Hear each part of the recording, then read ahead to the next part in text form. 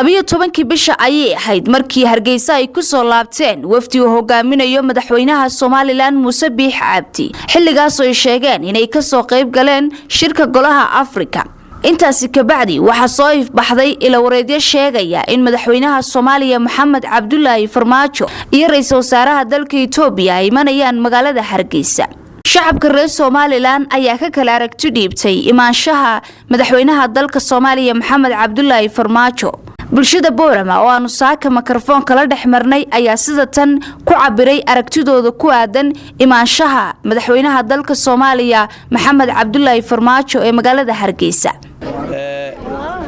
dawladda Soomaaliland waxa u fiican inay soo dhaweyso madaxweynaha Soomaaliya because waxa weeye Ingiriiska iyo Talyaaniga way soo dhaweeyaan. waxaan leeyahay Muuse Biix uu ka barashiyay go'aankiisii fiicnaa uu galay inuu madaxweynaha Soomaaliya ku soo dhaweeyo Soomaaliland. ummadda shacabka Soomaaliland aad bay ugu hambalyeynaysaa midka garaadka reer Bogoyaan. gogasha waa loo badanayaa nin kastaba waa loo yeeranaa oo gogasha waa loo fidinanaa. kullay Farmaajo waxa weeyaan madaxweyne qaran weeyaan. Soomaaliland haddii uu Farmaajo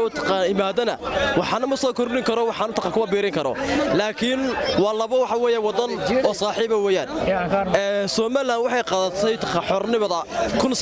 1991 waa laba wadan oo jaar weeyaan laakiin Farmaajo haddii uu Hargeysa uu imaado waxa weeye madaxweyne qaran weeyaan waa madaxweyne ummadda Soomaaliyeed qof kasta afka Soomaaliga ku hadlaya ayuu madaxweyne u yahay waana ku faraxsanahay inuu Hargeysa imaado oo Booro imaado oo Seleeco imaado waxaan leeyahay Farmaajo runtii waa madaxweynaha kaliya dareen Soomaaliyeed ka turjuma weeyaan markaasina xaq ummadda Soomaaliyeed oo ordo una waxa weeyaan ololeeya madaxweynaha Farmaajo waa wadan Soomaaliyeed dadkuna waa dad Soomaaliyeed madaxweynayaashuna waa wada Soomaali muusana cod baa lagu doortay Farmaajona cod baa lagu doortay madaxweynaha waxaan deeleeyahay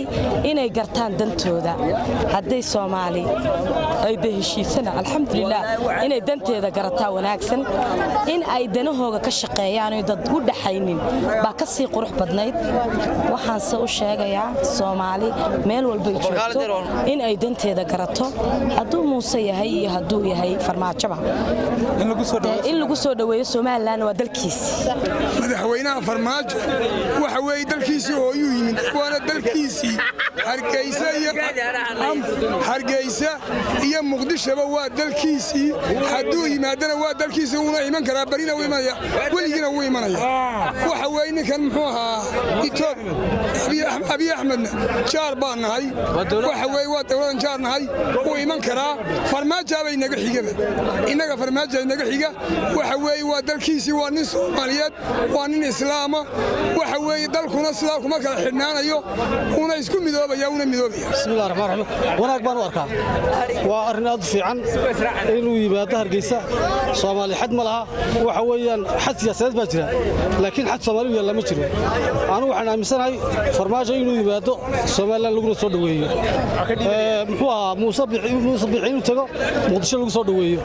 Soomaaliland isku furanto inaan sheeka carbeed la iska daayo inaan la qaybino Soomaaliya mid ahtaan u ogolahay soo dhaweynaya madaxweynaha Soomaaliya Maxamed Cabdullaahi Farmaajo inuu yimaado waxa weeyaan Hargeysa caasimadda Soomaaliland runtii waxay tahay waa soo dhaweyn dadkan kala roobay shacabkan ummadan la soo dhaweynaa runtii waxaan u arkaa waa arrin wanaagsan waana soo dhaweynaya madaxweynaha Soomaaliya waxaan la soo dhaweysoo waxaan u arkaa si fiican waa dalkiisii waa magaaladii madaxdii labaad ee Hargeysa imanaya waan ku soo dhaweynaynaa waa madaxweynaheeni Farmaajo iyo Abiy Ahmed waa madaxweyne jaarkeena marka isagoo nin wadankiisii Hargeysa yimiday Abiy Ahmed ku soo dhaweynaa Farmaajo wadankiisii yimido si gaar ah soo dhaweynaa isaga Nimca Umar Xuseen Boorama.